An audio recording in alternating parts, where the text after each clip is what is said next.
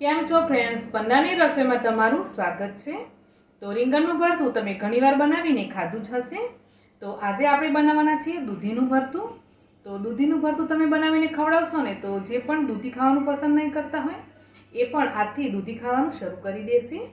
તો ચાલો બનાવવાનું શરૂ કરીએ। તો જે રીતે આપણે રીંગણનું ભરતું બનાવીએ અને રીંગણને શેકીએ એ રીતે આપણે દૂધીને પણ શેકી લેવાની છે। તો મેં અહીંયા આ રીતે દૂધીને શેકવા માટે ઓલરેડી મૂકી દીધી છે। દૂધીને શેકવા માટે થોડો ટાઈમ લાગે છે એટલે મેં પહેલાંથી જ દૂધીને આ રીતે ગેસ ઉપર ચડાવી દીધેલી શેકાવા માટે, જેથી તો આપણે આખી દૂધીને પહેલાં તો આ રીતે શેકી લઈએ। દૂધીનું ભરતું બનાવવા માટે 300 થી 350 ગ્રામ જેટલી વજનવાળી દૂધી લીધી છે। હું અહીંયા દૂધીને સાઈડવાળા ગેસ ઉપર શેકાવા માટે મૂકું છું। દૂધીની સાથે સાથે આપણે 2 ટામેટા લેવાના અને ટામેટાને પણ એ જ રીતે શેકવાના છે। ટામેટાને શેકાઈને ઉપરથી છાલ નીકળે ને એટલું જ આપણે ટામેટાને શેકવાનું, અને ટામેટાને શેકવાથી ટામેટાની અંદર સ્મોકી ફ્લેવર આવશે, જેથી આપણું દૂધીનું ભરતું બનશે ને એ વધારે પડતું સ્વાદિષ્ટ બનશે। તો અહીંયા આપણું 1 ટામેટું શેકાઈ ગયું છે અને એની છાલ પણ અલગ થવા લાગી છે, તો એને આપણે કાઢી લઈએ। એ જ રીતે આપણે બાકીનું ટામેટું રહ્યું ને એને પણ શેકી લઈએ। બીજી બાજુ આપણી દૂધી પણ સરસ એવી શેકાઈ રહી છે। ટામેટાની આપણે છાલ હટાવી લઈએ। બીજું ટામેટું પણ આપણું સરસ શેકાઈ ગયું છે, તો એની પણ આપણે ઉતારીને એની પણ છાલ હટાવી દઈશું।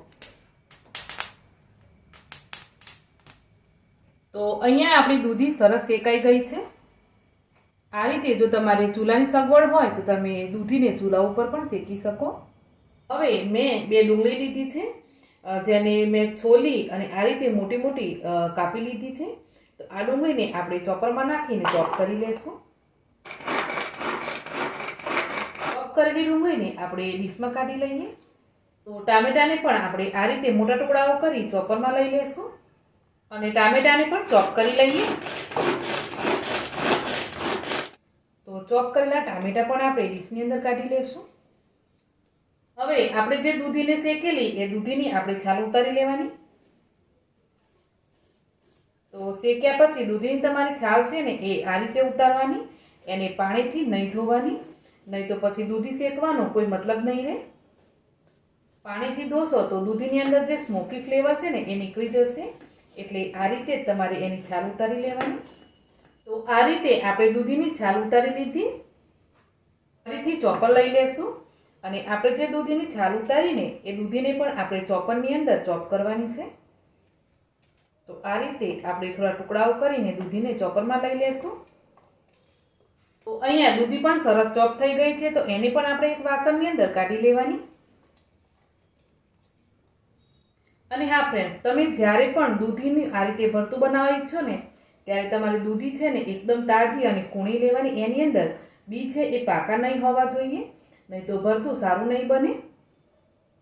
આપણી દૂધીની અંદર બિલકુલ પણ બીજ નથી, જેથી આપણું ભરતું બનશે ને એ સરસ બનશે।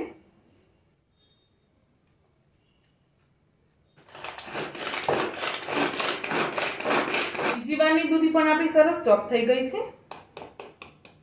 તો અહીંયા દૂધીના ભરતા માટે જે મેઇન 3 વસ્તુ હોય ને એ આપણી તૈયાર થઈ ગઈ છે। તો હવે આપણે દૂધીની અંદર વઘાર કરી લઈએ।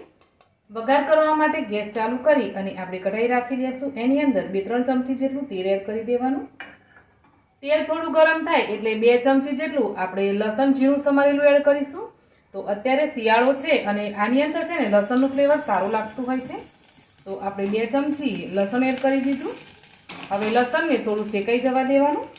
ત્યાર પછી અડધી ચમચી રાઈ, અડધી ચમચી અજમો, અડધી ચમચી હિંગ, 1 સમારેલું લીલું મરચું અને 1 ચમચી આદુ લસણ મરચાંની પેસ્ટ એડ કરી દેશું।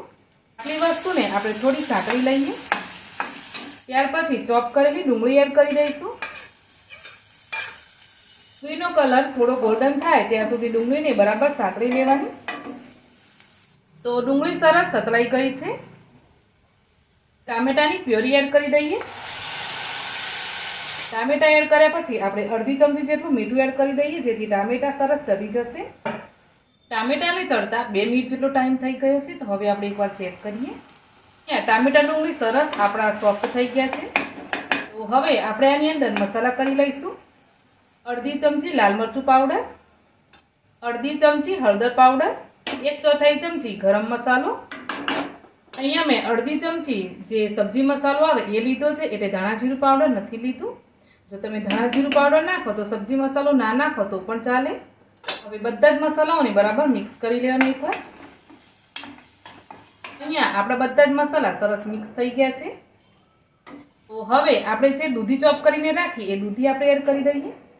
બધું જ બરાબર મિક્સ કરી લેવાનું.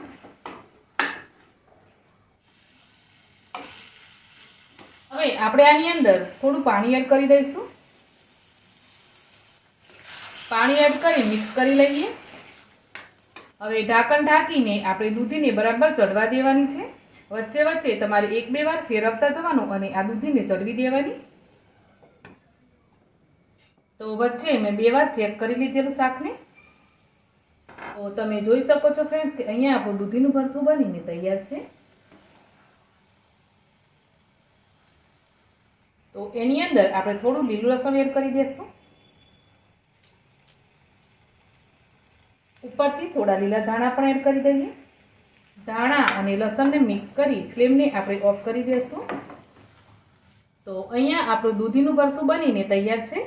જે લોકોને દૂધી ખાવાનું પસંદ નહીં હોય એ પણ દૂધી ખાવાનું પસંદ કરશે જો તમે આ રીતે એમને દૂધીનું ભરથું બનાવીને આપશો તો.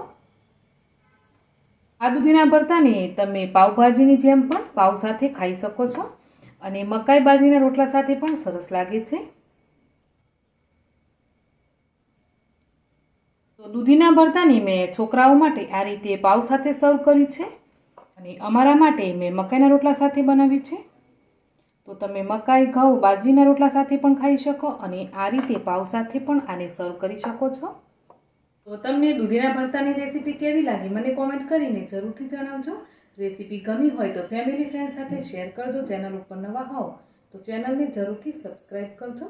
તો મળીશું એક આવી જ નવી રેસીપી સાથે. આવજો.